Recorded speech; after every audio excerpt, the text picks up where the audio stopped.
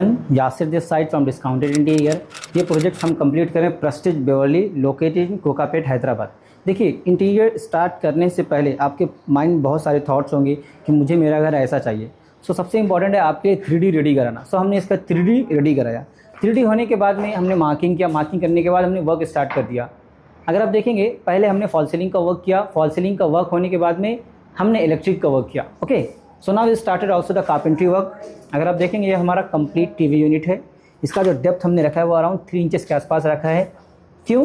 क्योंकि यहाँ पे हमारा एसी का पाइप आ रहा है। आप सीलिंग पे लेके जाइए, यहाँ पे हमारा एसी का पाइप आ रहा है। The second most important thing was कि हमने 3 इंचेस डेप्थ क्यों रखा?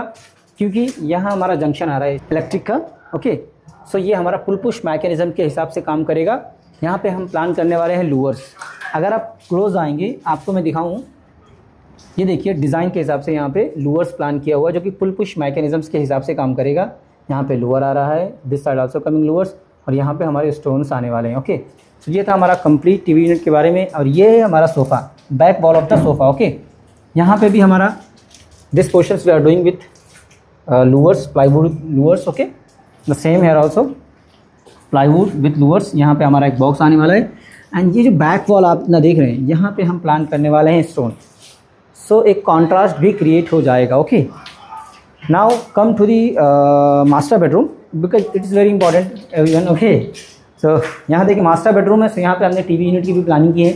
सबसे पहले आपको मैं डिज़ाइन दिखा देना मुनासिब समझता हूँ। कम टू, ये है हमारा wardrobe. Okay, openable shutters planning किया हमने यहाँ पे। ये बेड है, बेड बैक वॉल, एंड यहाँ पे है टीवी यूनिट। सर वार्डरोब का पोर्शन आपको दिखाऊंगा back. So this portions wardrobe आ रहा है यहाँ पे। यहाँ पे हमारे कर्टन्स आ रहे हैं। कर्टन्स में 2 चीज़ें बहुत इंपॉर्टेंट है। फ्लोर टू सीलिंग यहाँ पे हमने प्लानिंग किया है। अगर आप चाहें तो पेलमेट्स का भी प्लानिंग कर सकते हैं, but in hall it is important. Okay, ये एरिया आपका आ रहा है wardrobe. Okay, this is wooden frame with louvers. यहाँ पे हमारा स्टोन आने वाला है। हमारा जो बेड होगा वो ओवरलैप होगा, इस डिज़ाइन के ऊपर ओवरलैप होगा।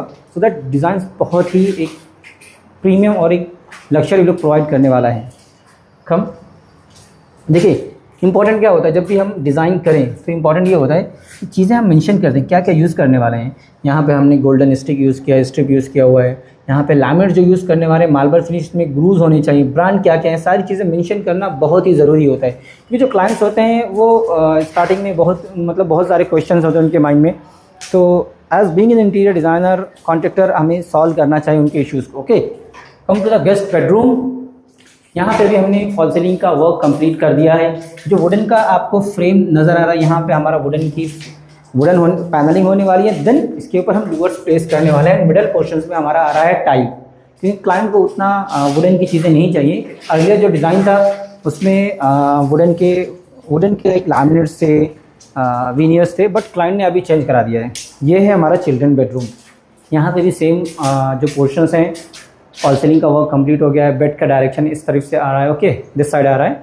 एंड बैक वॉल हमारा पैनल होने वाला है। सबसे इम्पॉर्टेंट अभी है हमारा किचन। देखिए, किचन ये एक मदर ऑफ हाउस होता है। ओके, हम कह सकते हैं इसे।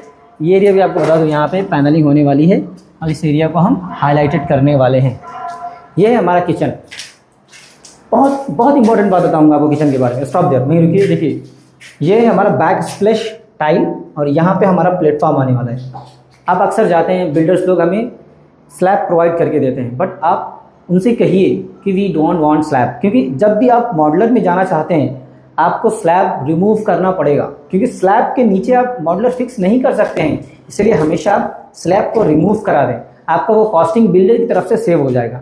सेकंड इंपॉर्टेंट थिंग्स, आप ये जो बैक स्प्लैश टाइल्स हैं, आप देखेंगे इसमें ग्रूज, क्योंकि छोटे छोटे टाइल्स होते हैं, ग्रूज, यहाँ पे ग्रूज है। तो आप बड़े टाइल्स की प्लानिंग कीजिए। थोड़ा पीछे जाइए, बड़े टाइल की प्लानिंग कीजिए, 4x2 का कीजिए, क्योंकि ग्रूज काफ़ी लॉन्ग डिस्टेंस पे आएंगे, तो डिज़ाइन आपका बहुत ही अच्छा लगेगा। ओके, तीसरी इंपॉर्टेंट बात, ये जो पाइप, ये जो कॉपर का जो पाइप है, ये यहाँ से आएगा, नीचे आएगा, बहुत ख़राब दिखेगा। ओके, सो इसे हमेशा ये इस पॉइंट से लीजिए, ताकि वो अंडर द टॉप रहे और बहुत अच्छा दिखे।